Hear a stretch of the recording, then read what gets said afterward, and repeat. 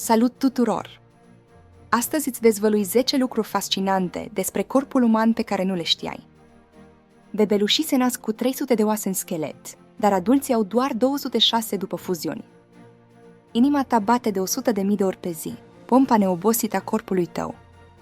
Limba ta are o amprentă unică, la fel ca și amprenta degetului tău.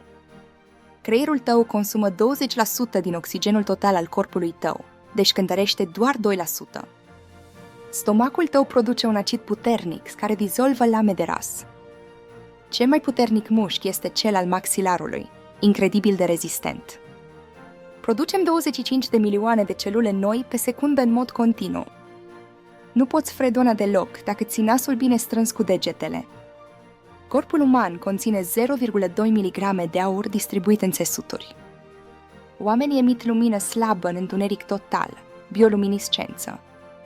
Pentru mai multe shorturi interesante, dați like și subscribe, că nu vă doare degetul.